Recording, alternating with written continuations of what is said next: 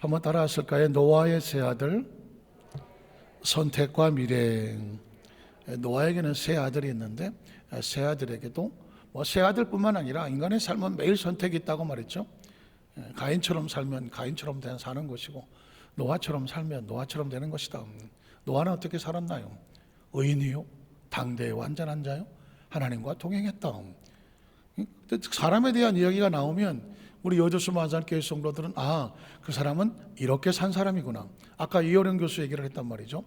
최고의 학자, 최고의 지성을 가진 사람이 하나님이란 존재 앞에 자신을 꺾기로, 그래서 나는 세상이 손가락질을 하다고 할지라도 세상에 어떤 사람들은 다 예수 믿어도 이어령이는 안 믿을 거야 라고 말했지만 스스로 자신을 꺾어서 예수를 믿는다는 건 선택이거든요. 선택을 했더니 지성을 넘어 영생에 눈을 뜨고 영생에 눈을 떴더니 십자가라는 생명을 발견하더라고요. 그런 것처럼 인생은 끊임없이 선택을 하는 거예요. 오늘 여러분 예배에 나왔잖아요. 선택하는 것이잖아요. 오늘 여러분이 앉아있는 자리도 누가 시켜서 거기 앉았나요? 여러분이 선택해서 앉으셨어요. 선택해서. 그러니까 선택하실 수 있는 거예요. 추우면 가운데로, 사이사이로, 덥다? 근처로 선택하는 거예요. 그리고 그 결과로 내가 시원할 수도 있고 또 내가 따뜻할 수도 있고. 전 이런 질문을 합니다. 교육을 왜 할까요? 왜 우리는 교육을 할까요? 왜 학교를 세우고 학원을 세우고 가서 공부를 하게 할까요? 교육의 목적이 뭘까요? 교육의 목적은 첫 번째는 정보죠. 수많은 지식과 정보를 습득하게 하는 것입니다. 정보를 습득하게 하는 이유가 뭘까요? 진짜 목적은 정보가 아닙니다. 정보만 아는 사람은 머리통만 크죠. 그런데 이 정보를 아는 건 많지만, 그러나 두 번째 그 정보를 가지고 인간답게 온전하게 선택할 수 있는 능력을 갖는 것이죠. 그게 진짜 교육의 목적입니다. 교는 가르치는 것이고 도는 수행하는 것이거든요. 그러니까 알았다고 해서 머리로 알기는 뚫어지게 잘 알지만 실천하지 않으면 아는 것으로 끝나잖아요. 그래서 교로 끝나면 안 되며 도가 되어야 된다. 마가복음 1장에 보면 예수의 도를 전하더라 그러죠. 그래서 제가 그러잖아요. 기독교가 아니다. 기독도이어야 된다. 교는 가르치는 거다. 학교는 가르치는 거다. 그러나 수도하는 사람은 가르침을 삶에 내 것으로 만들기 위해서 끊임없이 수행을 한다. 기독교는 교로 끝나지 않는다. 수행한다. 예수님은 제자들에게 가르치시는 걸로 끝나지 않았다. 누구든지 나를 따라오려던 자기 십자가를 지고가 뭡니까? 십자가를 아는 것을 끝나지 아니하고 십자가를 선택하고 나를 따라오너라. 따라가는 것이 기독교인이라는 것이죠. 그러니까 중요한 것은 저와 여러분의 성경을 끊임없이 아는 건 교로 끝나지만 성경이 내 삶의 정보가 되고 지식이 돼서 지금 이 순간에 내가 어떻게 선택할까? 지금 내가 여기서 어떤 선택을 할까라고 선택하게 만드는 힘, 그 힘이 바로 성경의 말씀이고 신앙이고 사명이고 직분인 거죠. 조금 더 부연하게 생각하면 이 중국의 공자라고 하는 사람은 전무후무한 사람이거든요. 공자가 노노맹자, 중형대학, 사서, 삼경, 사실 여러분도 알만한 유명한 그런 거의 공자가 많이 썼잖아요. 그래서 아예 유교라고 하는 종교를 만들잖아요. 그 공자가 전국을 다닐 때만 하더라도 중국에는 도덕이 없었습니다. 윤리가 없었습니다. 그러니 어마어마한 땅덩어리에 어마어마한 인구가 사는데 여러 민족이 막 섞여서 엉망진창으로 살아가는 거거든요. 도덕도 없고 윤리도 없고 네 자식 잡아먹고 내 자식 잡아먹고 그냥 힘센 놈이 다고. 그러니 공자가 보니까 이렇게 갖고는 인간이 아니다. 그래서 공자가 논어, 맹자, 중여, 대학, 사서, 삼경 막 이제 이 윤리를 가르치기 시작하는 것입니다. 그래서 가는 곳곳마다 서당을 열고 가르치는 거예요. 계속 인간은 무슨 부자는 유친하고 부부는 유별하고 해가면서 군신은 왕과 신하사에는 이가 신이 있어야 되고 부모상에 부모 유신, 친구 간에도 신의가 있어야, 신의가 있어야 되고, 이런 걸 계속 가르치기 시작하고 공자의 제자들이 따라다니고 하는데, 목적은 뭐냐? 인간은 이 도덕과 윤리를 지키지 않으면 짐승과 똑같다. 그래서 끊임없이 예인의 예지신, 어짐을 가리키고 의를 가리키고 그리고 예를 가리키고 지식을 가리키고 신의를 가리키고, 그렇게 해서 이 중국의 근본적인 정신은요, 이 도덕과 윤리가 서리발처럼 서서 그게 있어야 그 엄청난 수십억이 있어도 일사불란하게 움직여지는 것이고, 그건 중국뿐만 아니라 모든 인간은 맞죠. 한 명이 됐든 10명이 됐든 간에 수천 명이 됐든 간에 이 교육이 이렇게 중요하거든요. 오늘 성경도 마찬가지입니다. 우리는 설교를 왜 듣고 있나? 성경을 왜 읽어야 하나? 목적이 아닙니다. 성경을 읽고 쓰면 정보가 될 수가 있지만, 이제 그걸 가지고 내가 크리스찬으로 이 상황에서 어떻게 선택할 것인가, 선택할 수 있는 힘, 한번 따라하세요. 선택할 수 있는 힘, 선택을 올바르게 할 수 있는 힘, 이게 신앙이에요. 선택을 올바르게 할 수 있는 힘이에요. 그게 아주 강력하고 파워 있고 정확해서 내가 이 상황에서 하나님께서 원하시는, 내가 좋아하는 것이 아니라 하나님이 기뻐하실 만한 것을 내가 선택할 수 있는 그 힘, 그 힘을 구비하고자 우리가 예수를 믿고 말씀을 읽고 이 자리에 비가 오나 눈이 오나 원근 각처에서 정말 돌진같이 찾아와서 내 자리를 지키는 이유는 뭐냐? 내가 하나님의 자녀답게, 도덕과 윤리는 사람답게, 성경은 하나님의 자녀답게, 똑같은 상황에서 이 사람은 이렇게 선택하지만 나는 하나님의 기준에 따라 이렇게 선택할 거거든. 내 자신이 그런 선택을 할 수 있는 능력을 구비하기 위해서 오늘 말씀을 듣는 겁니다. 여러분 혹시 기억하십니까? 3일 굶어서 살 빠졌다? 3일 굶어서 배고프다? 속담에 3일 굶어서 도둑질 안 하는 사람 없다 그러잖아요. 자, 3일을 굶었다는 이야기가 뭘까요? 3일을 굶어서 이제는 도덕과 윤리가 없어. 판단 능력이 없어. 나는 지금 당장 뭐 해야 살아? 네 거 내 거 할 것 없이 당장 일단 내 입에 들어가야 살 것 같아. 그래서 도둑질이라도 하는 거야. 3일 굶어서 도둑질 하는 사람은 없다.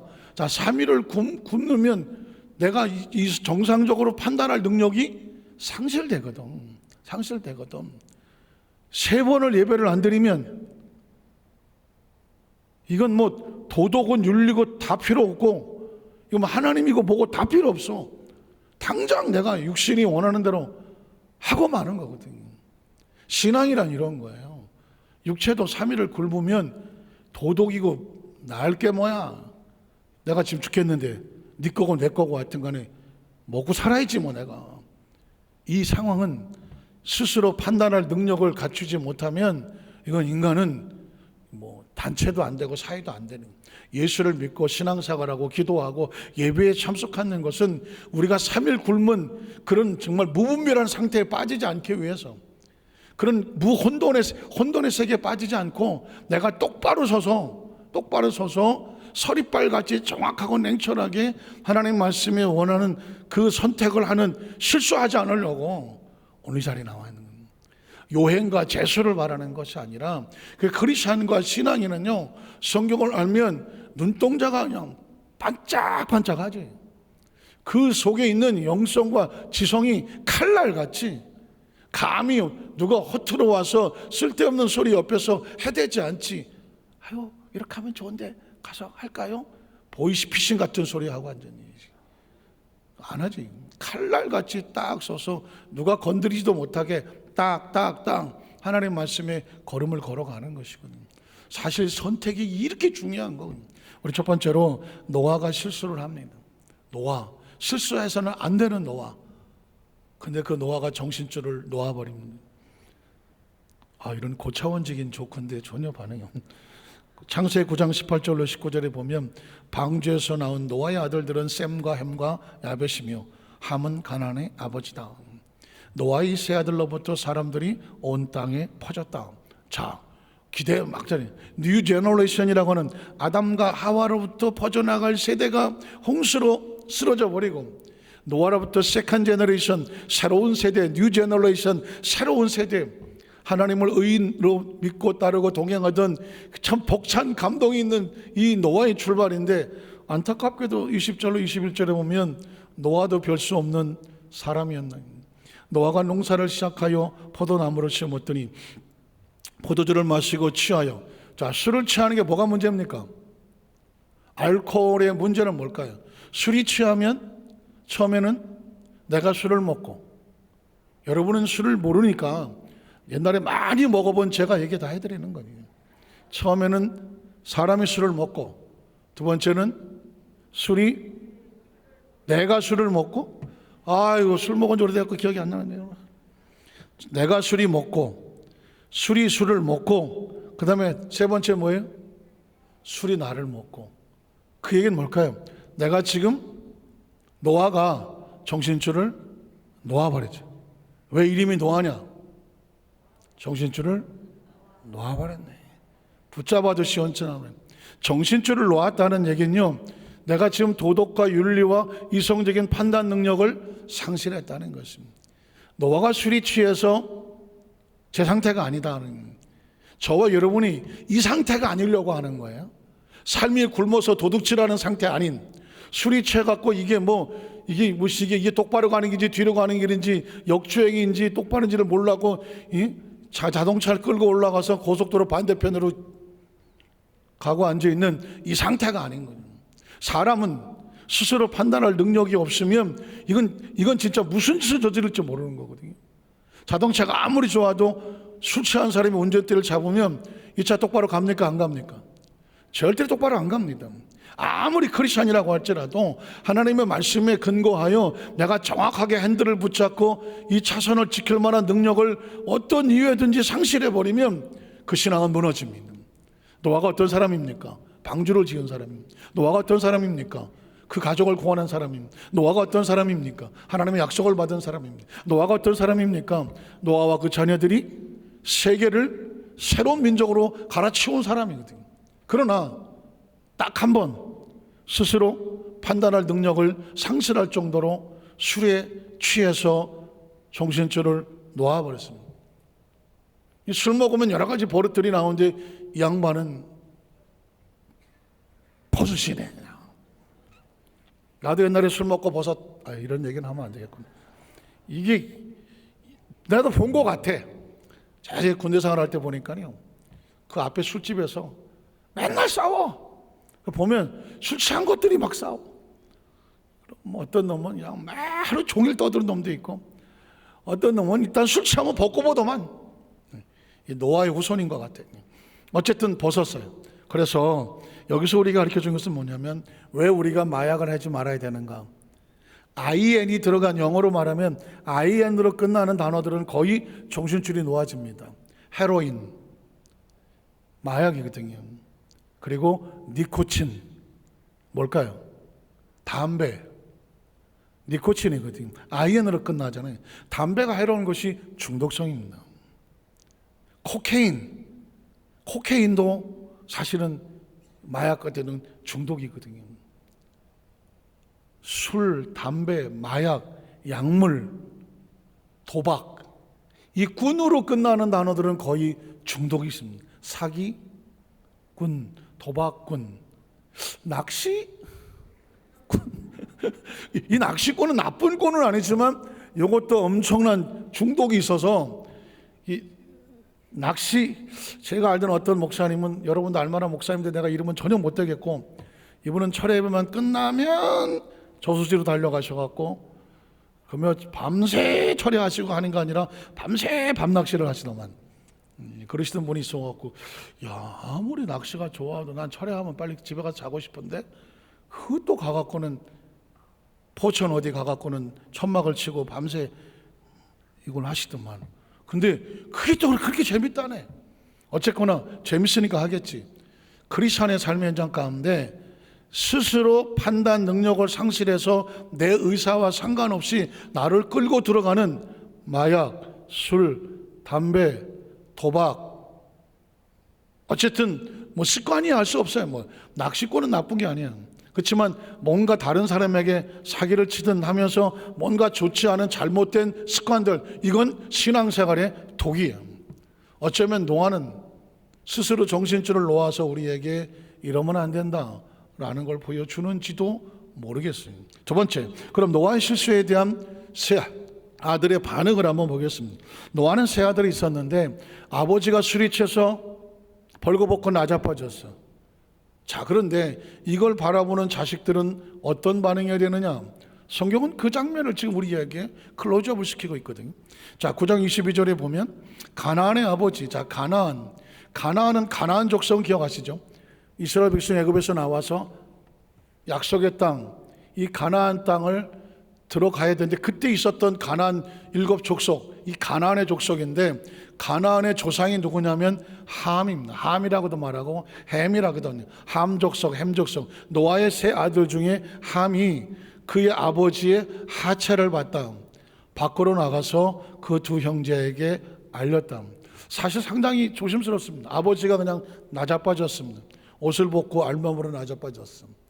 자, 이럴 경우에 자식된 입장에서 부모가 실수할 수 있고 부모가 수치스러운 일을 할 수도 있을 때 과연 이걸 어떻게 내가 자식의 입장에서 대하느냐, 굉장히 중요한 것 같아요. 그런데 지금 함은 아버지의 부끄럽고 수치스럽고 그런 보면 그대로 적나라하게 그냥 가서 자기 형제들에게 그걸 갖다가 어쩌면 재밌다는 듯이 아이고 아버지도 별 수 없나 봐 하면서 조롱하듯이, 아니면 비아냥거리듯이, 아니면 무슨 구경거리나 생긴 듯이 그런 식으로 그걸 가지고 형제들에게 알렸다라는 어떤 행동을 하게 되면 선택인 거죠. 그 장면을 보고 함은 이렇게 선택을 한 것입니다. 선택에는 반드시 뭐가 따른다? 결과가 따르는 점. 한번 따라하시게. 선택에는 결과가 따르는. 선택에는 결과가 달라요. 햄이 이렇게 했다면, 함이 이렇게 했다면 거기에 대한 결과는 예측해야 되는 것이죠. 자, 그 다음 절에 보면 그래서 셈과 야벳, 노아의 세 아들 가운데 나중에 나오겠지만 함은 가나안 족속이면서 나중에 흑인 아프리카 이쪽 지역의 족속의 조상이 됩니다.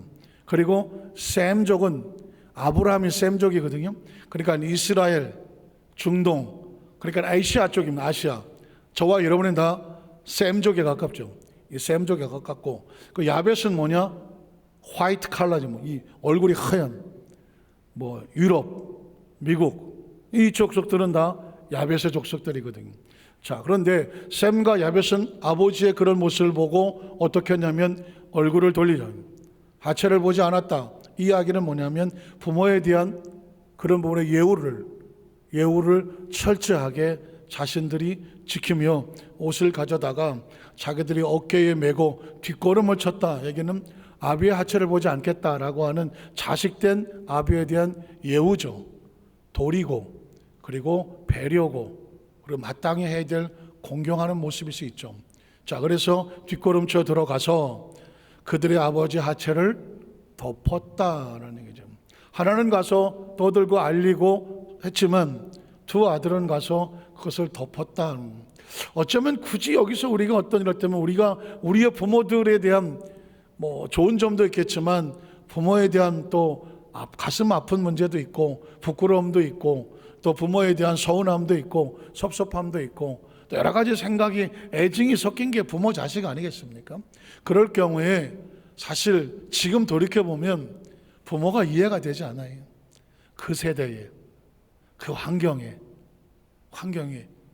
그 여건에서 나름 최선을 다하려고 그분들도 노력을 했고 달려온 거지. 지금 내 기준으로 볼 때 세상에 우리 아버지가, 세상에 우리 엄마가 그거밖에 안 돼? 내가 어쩌자가 진짜 복도 지질이 없어갖고 아버지 엄마 어머니 복도 없고 나는 이게 뭐야? 이렇게 생각하는 사람은 진짜 부모도 수치스럽고 나도 괴롭죠. 근데 가만히 돌이켜보면 그 시대에 그 상황에 그분들도 다 어린아이로 출발해서 자라는 과정에 그 나름대로 피투성이의 상처를 끌어안고 이겨 몸부림치고 살려고 했을 거 아니에요. 우리가 보기에는 완전하지 않아도 그들 나름도, 그분들도 인간인데 뭐 연약한 인간이고, 한때는 사춘기의 소년이고 소녀고 청년이고 아가씨고 그리고 중년을 겪었겠고, 지금 뭐 돌아가신 분도 있고 살아계신 분도 있겠지만 지금 보면 초라하게 짝이 없고 연세는 연만해서 자기 몸도 못 가르시고 그러실 수가 있을 수 있죠. 그러나 그분들의 그를 통해서 지난번에도 한번 말씀드렸지만 우리의 조상 중에 누가 한 사람만 삑살이 났어도 우린 태어나지 못했잖아. 그런 생각 해보셨습니까? 우리의 조상들 누가 누군지 뭐 3대 4대 올라가면 누가 누군지 알지도 못해. 뭐 참 희한하죠. 저와 여러분이 생명줄이 쭉 흘러내려왔는데 그분들의 생명줄을 타고 지금 우리가 살고 있는데, 근데 우리 3, 4대 후에 누군지도 모르거든. 저 같은 경우는 할머니, 할아버지, 할머니 기억은 있어요. 할아버지 기억은 없어. 일찍 돌아가셔서 기억이 없어, 할아버지 기억은. 그런데 어쨌든 그분들의 핏줄에 의해서 지금 존재하잖아요. 그 중에 한 사람만 삑살이 났다면 저와 여러분 없다니까. 없다니까. 그리고 얼마나 소중하고 귀한 존재예요. 그러나 우리가 볼 때는 역시 우리의 기준으로 볼 때는 많이 만족하기 쉽지 않잖아. 그럼에도 불구하고 그분들은 여전히 우리에게 존경받아 마땅하고, 그렇죠? 부모나 우리의 부모 우세들은 존경받아 마땅하고 배려받아 마땅하고, 우리 입장에서 그분에게 존재하게 했는데 그 이상의 뭘 원합니까? 그저 고맙고 감사한 은혜밖에 없는 거죠. 그렇게 하면 그의 부끄러움조차도 덮어줄 수 있는 것이죠. 자, 그래서 그 다음 절에 보면 결국은 거룩에 대한 내용이 어떻게 나올까요? 그들의 아브라함을 덮었으며 그들의 얼굴을 보지 않았고, 결과가 나오겠죠. 세 번째, 세 아들의 선택에 대한 미래예언. 자, 그러면 이제 성경은 우리가 무슨 얘기를 하냐면 함이 선택을 했으니 함은 어떤 결과를 얻게 됐고, 셈과 야벳은 자신들의 선택에 대한 어떤 결과를 얻게 될까? 짧은 스토리 같지만 그들의 미래가 나오고 있습니다. 자, 24절에 보면 노아가 술이 깨어 그의 작은 아들이 자기에게 행한 일을 알게 됐습니다. 자기도 부끄럽고 수치스럽고 얼마나 민망하겠습니까? 그런데 여기서 결과가 나옵니다. 그 다음 절에 보면 이에 이르되 가나안은 저주를 받아 그 형제들의 종들의 종이 되기를 원하노라. 뭐 우리가 개입할 수 있는 건 아니에요. 그 당시 노아 입장에서는 그 세 아들의 앞길을 이렇게 예언을 했습니다. 이게 노아의 생각인지 아니면 하나님께서 그 상황에 대해서 노아로 하여금 그들의 미래를 예언하게 했는지 모르지만 이걸 저걸 떠나서 자기가 선택한 결과를 얻는 겁니다. 부모를 무시하고 부모의 부끄러움과 수치를 만방에 알리고 조롱과 우스갯거리로 만들어버렸던 그 자녀가 안타깝지만 그의 미래는 올바르지 않는, 부모를 공경한다는 것이 아주 조심스러우면서도 아주 중요합니다. 부모를 공경하는 것이 무슨 구원을 받느냐 아니냐 이 정도 구원의 도리는 아니지만 십계명에 보면 내 부모를 공경해라.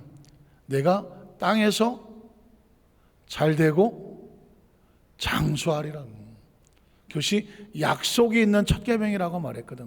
계명을 지키기라고만 말했는데 지키면 복을 받는다고 하는 것은 부모를 공경하면 네가 땅에서 잘되고 복을 받는다.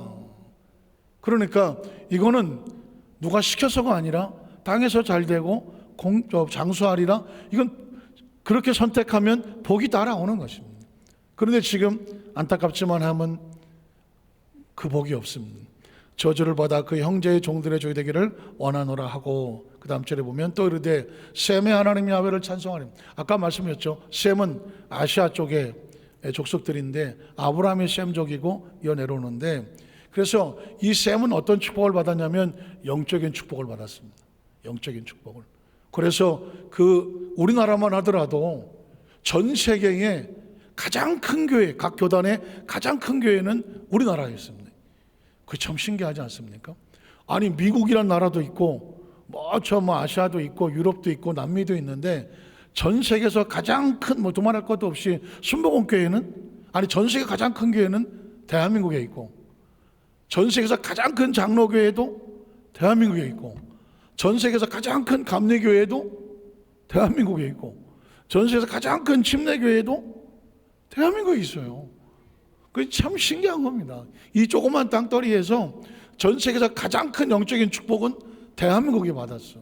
대한민국이 받았어. 그러니까 이 셈족이 우리나라 제2의 이스라엘이라고 하는 이유 중에 하나는 뭐냐면, 이스라엘이 받아야 될 영적인 축복이 저 민족이 예수를 믿지 아니함으로 인하여 그 영적인 축복이 이스라엘을 떠났는데, 그것이 저 로마를 거쳐서, 저 미국을 거쳐서, 중국을 거쳐서 직접 오기도 했지만 대한민국의 이 한반도에 와서 여기서 엄청난 영적인 부흥의 역사가 나타난. 그래서 우리는 알든 모르든 전 세계에 있는 수없이 많은 영적인 크리스찬들이 하나님, 저 대한민국에 내려진 성령의 역사가 우리나라에, 우리 이 땅에 임하게 하여 주시옵소서. 이럴 때는 얼마나도 아니야, 얼마나 사모하는지 몰라. 인도네시아 가면, 아유 목사님 한국에서 오셨죠? 아유, 하나님께서 우리 인도네시아에도 기도의 능력을 부어주시기를 원한다고 막, 기도의 능력 부어달라고 막. 우리는 기도가 안 된다고 막. 찬송은 막 3시간씩 해야 되는데 기도만 하려면 안 된대요. 그러니까 이게 아무나 되는 게 아니야. 인도네시아는요, 찬송을 뭐 얼마나 하는지 몰라. 그런데 기도를 못해. 그래서 한국교회가 기도하는 모습을 보면, 와, 어떻게 하면 기도가 되냐. 저 남미도 마찬가지입니다. 남미에도 저 대한민국에 있는 성령의 부흥의 역사가 이 땅에, 이 남미에도 임하게, 사우스 아메리카 이 땅에 임하게 해달라고 막 난리가 아닙니다. 동남아시아 가도 마찬가지. 싱가포르에 가면 저 콩이 목사님도 알지만 거기도 큰 교회가 이제 조 목사님 영향을 받아서 세우고 그랬지만, 동남아시아, 홍콩, 말레이시아, 인도네시아, 뭐 대만, 싱가포르, 성령의 역사 때문에 원하는 거예요. 근데 정작 지금 우리가 다시 성령 운동을 해야 되는 이유가 뭔지 아십니까? 성령의 역사는 오로지 기도 가운데, 오순절 마가다락방 가운데 전혀 기도에 힘쓸 때에 성령이 불가침하더라 그랬거든요. 이 영적인 축복을 잃어버리면 안 돼요. 왜냐하면 하나님의 나라는 침노하는 것이거든요.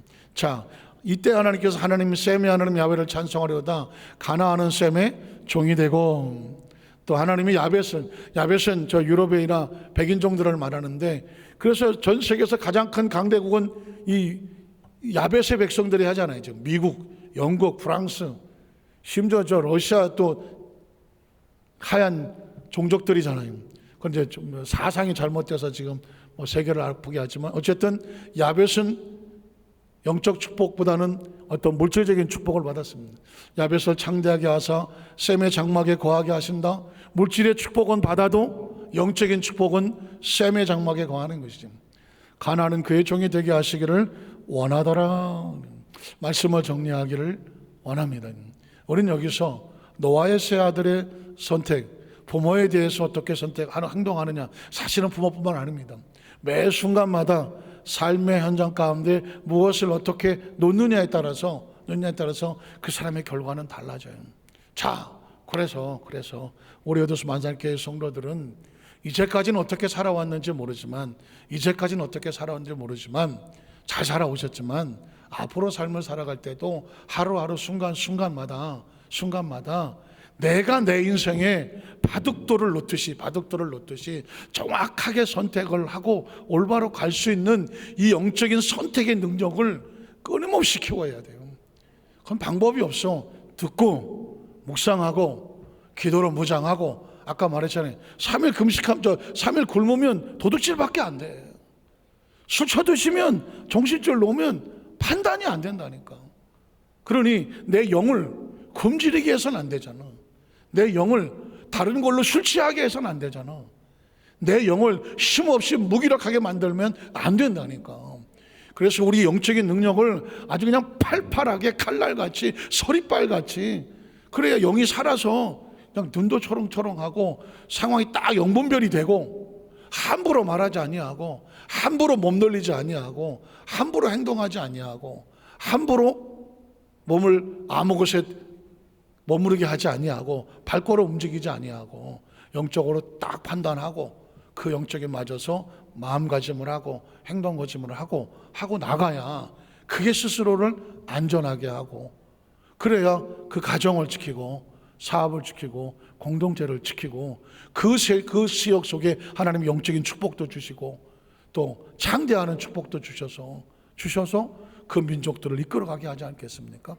우리 여두수완살교회 우리 성도들에게 그 은혜가 매 순간 분초마다 가슴에 또 새기고 세워주시기를 주님의 이름으로 축원합니다. 기도하겠습니다. 하나님 아버지 감사합니다.